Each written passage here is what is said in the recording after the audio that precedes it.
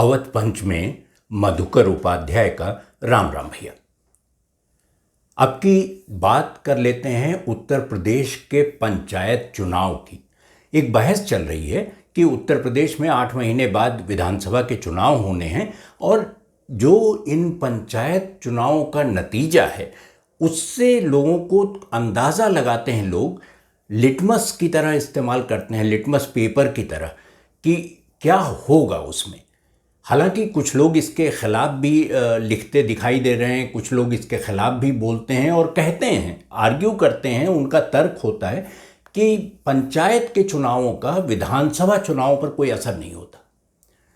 विधानसभा के चुनाव बिल्कुल अलग हैं, ठीक उसी तरह जैसे विधानसभा चुनाव का कोई असर या बहुत ज़्यादा असर लोकसभा के चुनाव पर नहीं पड़ता। यानी एक नतीजा लोकसभा में आता है और एक विधानसभा में आता है। वैसे ही एक नतीजा पंचायत में आ सकता है और विधानसभा का चुनाव होगा तो तस्वीर बदल जाएगी। वो तस्वीर कैसी होगी, कैसी बनेगी, क्या होगा उसमें, ये बहस का मुद्दा हो सकता है। लेकिन जो बात है पंचायत चुनाव की, जब गिनती हुई मतों की तो वो भी 2 मई को हुई। उसी दिन हुई जिस दिन बंगाल की हुई थी, तमिलनाडु की हुई थी, 5 राज्यों की हुई थी। उसी दिन उत्तर प्रदेश में पंचायत चुनावों की मतगणना हुई। अब अखबारों ने लिखना शुरू कर दिया कि जो 3 सबसे महत्वपूर्ण क्षेत्र थे, ज़िले थे, और उस इलाके में बीजेपी का प्रदर्शन कैसा रहा, ये उस पर उसकी एक तस्वीर खींचनी शुरू कर दी लोगों ने कहा कि काशी में, वाराणसी में, जो प्रधानमंत्री का संसदीय क्षेत्र भी है, मथुरा में, जिसके बारे में अब कुछ लोग अदालत में चले गए हैं कि ये जो मस्जिद है और जो मंदिर कृष्ण जन्मस्थान है उसका एक भी उसी तरह हिसाब किताब होना चाहिए जैसे अयोध्या का हुआ, और अयोध्या में भी जहां राम मंदिर बनने वाला है। इन तीनों में बीजेपी की बहुत बुरी तरह हार हुई, शिकस्त कहिए, बिल्कुल ऐसी हार कि जिसकी बीजेपी ने शायद कल्पना नहीं की होगी। और ये देखकर आपको समझ में आएगा कि जो लोग ये दलील दे रहे हैं कि पंचायत चुनाव का राज्यसभा विधानसभा के चुनाव पर कोई असर नहीं होता, वो क्यों दे रहे होंगे।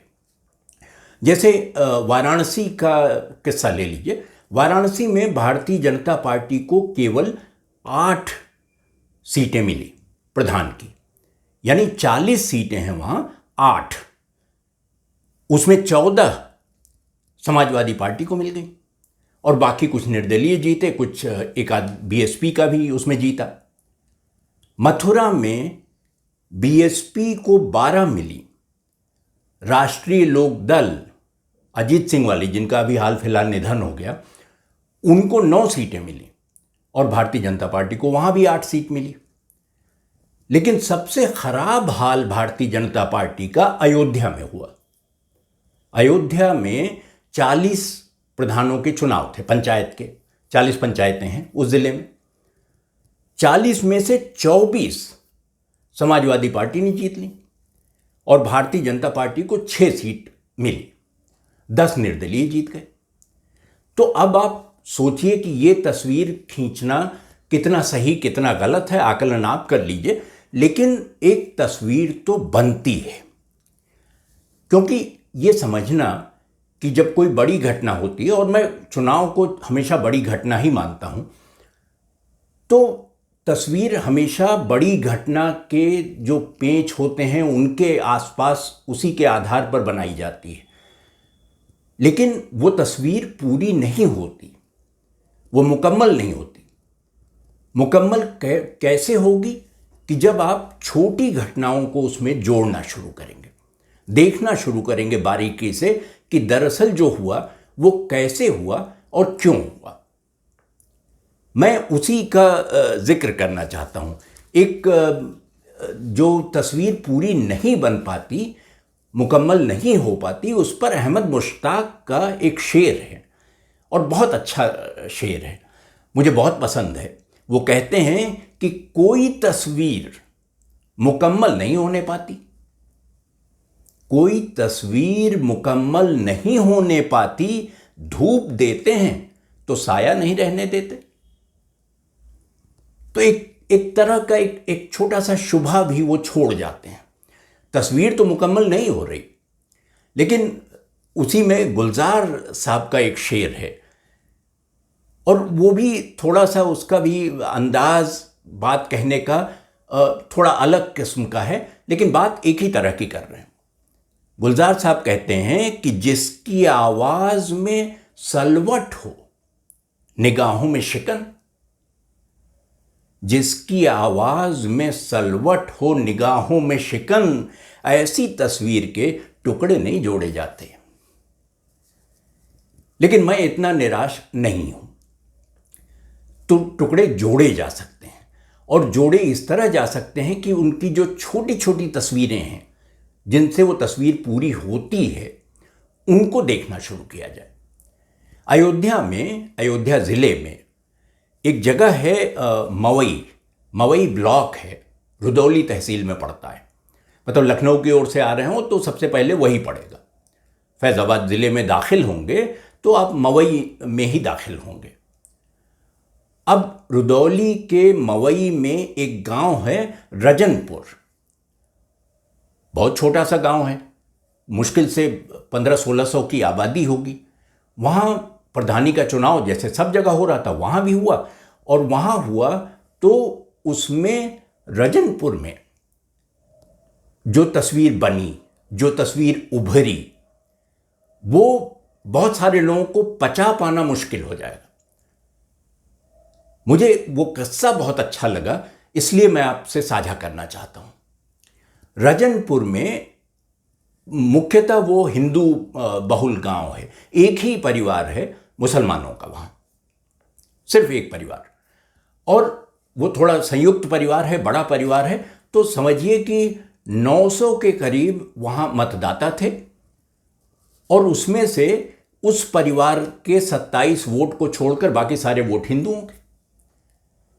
और उस पर से बहस तो चली रही थी, दाढ़ी टोपी वाली बहस वहाँ भी शुरू हो गई थी कि कैसे जीत जाएंगे, कैसे होगा, ये हो नहीं सकता है।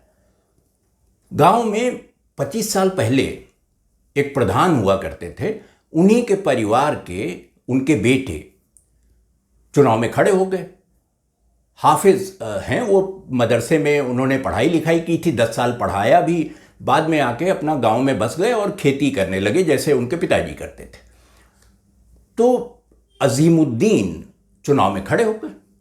अब लोगों ने कहा इनके जीतने का तो कोई सवाल ही नहीं, अजीमुद्दीन कैसे जीत जाएंगे, इस गांव में तो प्रधानी का सवाल ही नहीं होता कि अजीमुद्दीन को 25-27 से ज़्यादा वोट मिले जो उनके घर का है।